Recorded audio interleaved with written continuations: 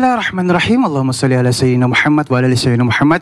Assalamualaikum warahmatullahi wabarakatuh. Waalaikumsalam warahmatullahi wabarakatuh. Jamaah. Yeah. Oh jamaah. Yeah. Alhamdulillahirabbil alamin. Hari ini sehat semuanya ya.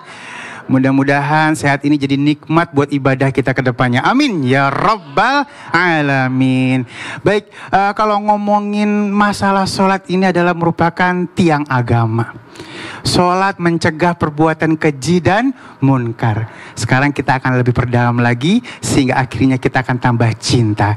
Tema kita kali ini adalah ternyata seperti ini asal usul sholat 5 waktu. Boleh tepuk tangan dulu yuk.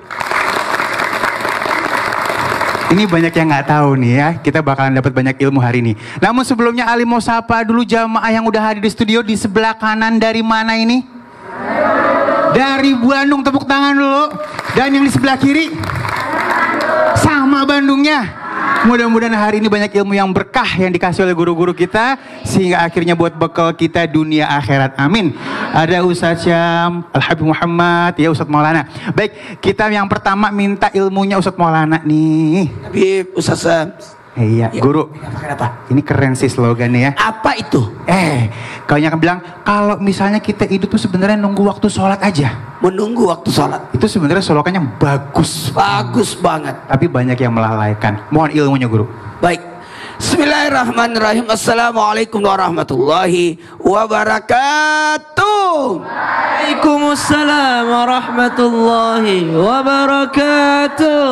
Berbicara tentang nih, kenapa ada orang melalaikan sholat?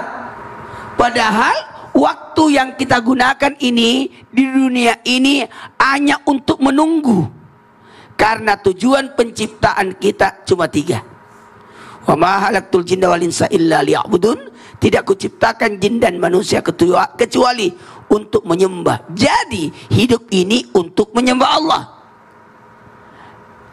Tugas kita inilah yang paling utama. Setelah yang kedua, untuk ini jahilun alifatan fil ardi, amal ma'ruf nahi munkar. Tapi pada dasarnya tujuan kita diciptakan untuk menyembah Allah. Maka keseharian kita adalah untuk menyembah Allah. Bahkan dalam surah Thaha ayat 132 diperintahkan kepada keluargamu untuk sholat. Bersabarlah dalam mengerjakannya. Kemudian ketahuilah rezeki yang Allah berikan kepadamu. Lalu akibat apa yang terjadi? Ada 4 poin di sini sebenarnya. Yang pertama, ketika manusia tidak sholat karena disebabkan tidak paham makna di balik sholat itu. Tidak paham bahwa sholat itu tujuannya untuk kita. Allah tidak butuh sholat, tapi kita yang butuh.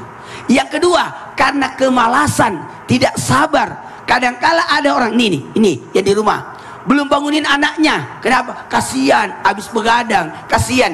Gimana kalau datang api membakar rumahmu, membakar rumah kita sementara anak tidur? Dibangunin nggak? Dibangunin.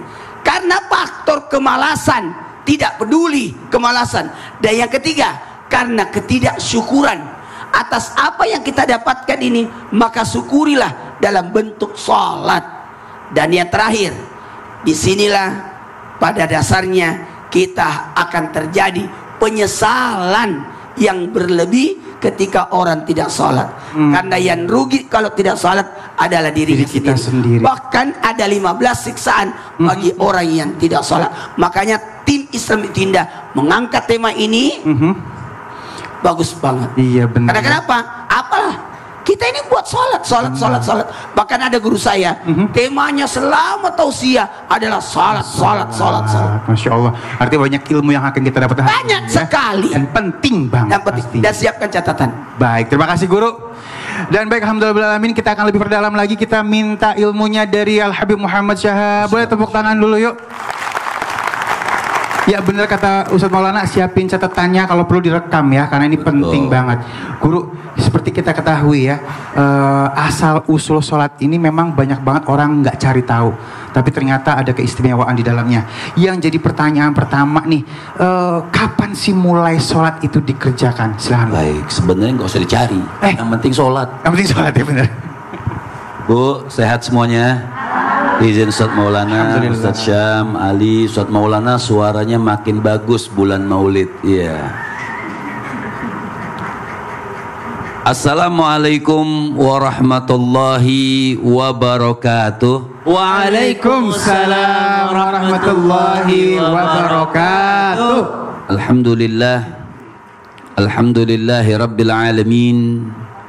Wa sallallahu wa sallama ala abdihil mustafal amin Sayyidina Muhammadin Nurillahil mubin Al-hadi ila suratihil mustaqim Dhil khuluqil azim wa nahjil gawim Allahumma salli wa sallim wa barik alaihi wa ala alihi wa sahbihi wa man sara fi darbih amma ba'd. Salat, Masya Allah.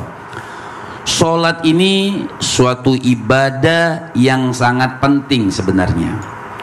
Sehingga lihat Rasul Sallallahu alaihi wasallam sampai mau meninggal dunia saja yang Rasul pikirkan as-shalah, as-shalah, as-shalah. Nah, dengan sangat pentingnya salat, salat ini asal usulnya sebenarnya bukan hanya syariat yang dibawa oleh baginda Nabi besar Muhammad Sallallahu alaihi wasallam. Dari zaman terdahulu, dari nabi-nabi terdahulu, mereka pun melakukan ibadah sholat dengan syariat masing-masing yang diajarkan oleh Allah Subhanahu wa ta'ala kepada nabi-nabinya.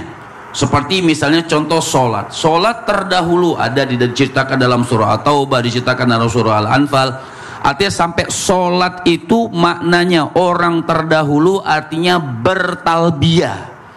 Jadi asal usulnya syariatnya sholat itu bertalbiyah tanpa baju, artinya dengan pakaian-pakaian talbiyah, pakaian-pakaian ihram seperti itu.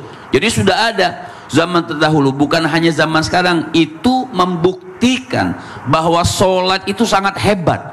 Orang melakukan sholat itu kan menghadap kepada Allah Subhanahu wa ta'ala. Sampai sholat lugatan dalam segi bahasa, sholat itu doa.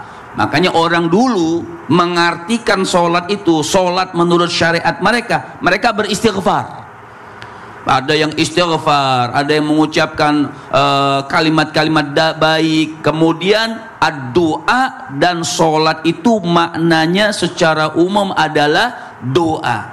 Nah, masuklah ke dalam zaman yang dibawa oleh zaman yang dipimpin oleh baginda Nabi besar Muhammad Sallallahu alaihi wasallam. Salat itu adalah aqwalun wa af'al mukhtatamatun bitaslim wa muftahatun bitakbir, atau muftatahatun bitakbir wa mukhtatamatun bitaslim. Salat yang ada zaman Nabi Muhammad mulailah ada gerakan, ada rakaatnya yang diawali dengan takbir dan diakhiri dengan salam. Masya Allah. Terima kasih guru. Baik. Ya.